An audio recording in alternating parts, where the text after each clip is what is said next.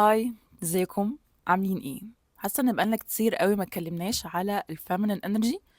نيجنور بقى الباك جراوند دي كلها. حاساكم نسيتوا الحاجات اللي احنا اتعلمناها قبل كده. بس النهارده هتكلم على ازاي نبقى قريبين شويه من الطاقه الانوثيه بتاعتنا او الفيمينين انرجي بتاعتنا اكتر عن طريق الحركه. فهقول لكم على 10 حاجات تعملوها ليها علاقة بالحركة أو ليها علاقة بالفلو علشان تساعدكم إن انتوا تقربوا أكتر من your feminine energy. أول حاجة لازم تعرفوها إن ال feminine energy ليها علاقة كبيرة قوي بالتواصل ما بين جسمنا. كل ما كنا متواصلين مع جسمنا أكتر كل ما بقت عندنا feminine energy أعلى، وكل ما بقينا disconnected أو بعاد عن جسمنا كل ما ال feminine energy عندنا قلت. فبال10 حركات او ال10 امثله ازاي نحرك جسمنا دول هيساعدنا اكتر ان احنا نتواصل احسن مع جسمنا. انا ميرا رضوان وانا بعمل فيديوز على الفيمينين انرجي والسيلف لاف والسيلف كير، وساعات بعمل ريفيوز على كتب. فلو بتحبوا الحاجات دي ما تنسوش تعملوا سبسكرايب لليوتيوب شانل واعملوا لي فولو على كل البلاتفورمز بتاعت السوشيال ميديا. ويلا بينا نبتدي الفيديو. اتعلمتها في الثيرابي وهي ان احنا جسمنا بيخزن المشاعر السلبيه او المشاعر عامه، بيخزن التروما، بيخزن كل الحاجات السلبيه ومع الوقت ممكن تتحول لحاجه وحشه. فحركه جسمنا بتساعد ان احنا تريليز او ان احنا نشيك او احنا نلجو المشاعر السلبيه دي. فاول حاجه ممكن نعملها هو ان احنا نمشي، بس ان احنا نتمشى.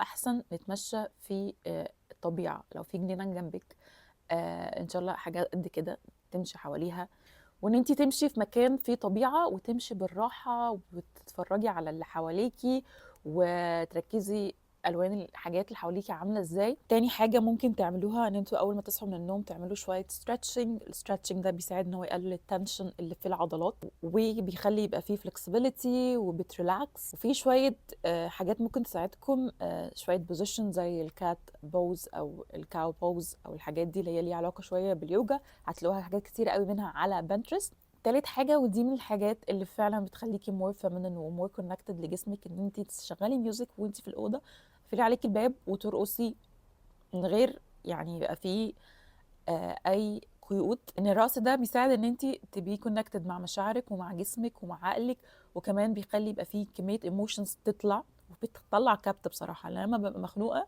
ومتضايقه وقرفانه وطاقتي زيرو بفتح اي اغاني وارقص اي هبل. انا ما بعرفش ارقص خالص بس برقص اي هبل عشان اطلع الايموشنز دي، وبحس فعلا ان انا استريحت بعد ما بخلص الهبل اللي انا كنت بعمله.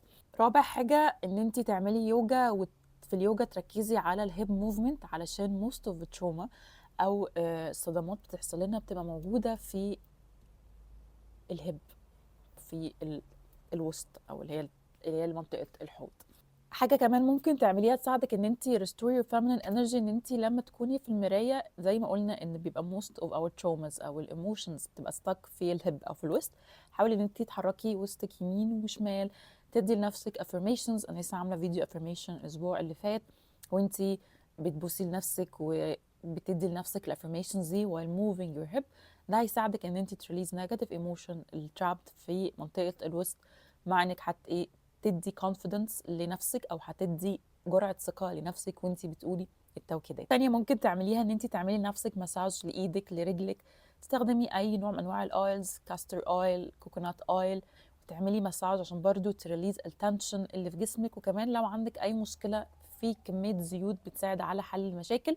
وريسنتلي بقيت احط على بطني كاستر اويل عشان هما بيقولوا ان هو بيساعد ان هو يقلل البلوتنج لو حد عنده بلوتنج، ويقلل انتفاخات او اي مشاكل في الهضم. فهو بيساعد يعمل كل ده. فانا بدات ان انا اعمل الموضوع ده، فهقول لكم later on لو جاب نتيجه ولا هو كلام تيك توك وخلاص. feminine energy يعني فن، فحاولي ان انت تعملي اي فن اكتيفيتي مع صحابك البنات، تروحوا تجامب اون ترامبولين، تنطوا على اللي هي المرجيحه، تلعبوا في العاب الاطفال لو مسموح لنا يعني، عشان كذا مره لما بروح العب يقولوا لي لا بتاعت الاطفال. عايزه اقول لهم انا الطفله. اعملي حاجه فن علشان ده بيساعد قوي ان انت تبي كونكتد مع يور شايلد اللي هو الانر شايلد، وتبي كونكتد مع الفيمينين انرجي. فكل ده على بعضيها بيساعد على حاجات كتيره قوي منتلي ممكن تساعدك ان انت تبقي more in your feminine energy. حلوه قوي بقيت اعملها ان انت تجورنال، تكتبي كل حاجه مضايقاكي في كراسة، وافتر بعد ما بتخلصي تروحي مثلا تقفي تشيك تشيك تشيك، او يعني تطلعي كل الطاقة كده بالحركة دي، فكل الايموشنز تروح نازلة من على جسمك. طبعا لو كررتي الموضوع ده كذا مرة، هي مش من اول مرة، بس بحس ان هو فعلا انا خلصت طلعت الافكار او طلعت المشاعر من دماغي، وبعد كده طلعتها من دماغي لما كتبت في الجورنال، وبعد كده طلعتها من جسمي لما I shaked my body. ف do that. اخر حاجه طبعا ان انت تبقي consistent، تبقي مستمره على الموضوع ده، تبقيش harsh on yourself لو في يوم ما عملتيش حاجه من الحاجات دي. take it easy step by step. يعني healing our feminine energy دي مش بتحصل من يوم وليله، it takes يعني days وشهور وساعات سنين علشان get back to our feminine self. ف take it easy, be consistent على قد ما تقدري، ولو انت ما قدرتيش تبقي consistent it's okay, it takes time to be healed. خليكي اهم حاجة kind to yourself وطيبة مع نفسك، ولو لقيتي اي افكار سلبية بتقوليها لنفسك اكتبيها تحت، وحاولي تعرفي السورس بتاع الافكار دي جاية منين، وهتلاقي ان هي السورس دي جاية من مواقف معينة حصلت لك من ناس قريبة ليكي، وحاولي تقولي ان ده مش صح، واي حاجة حد بيقولها لك هو مش ريفلكشن عليكي، هو انعكاس عليهم، هم حاسين بايه، او هم نشأوا ازاي، او هم مشاكلهم ايه، عبارة عنك يعني.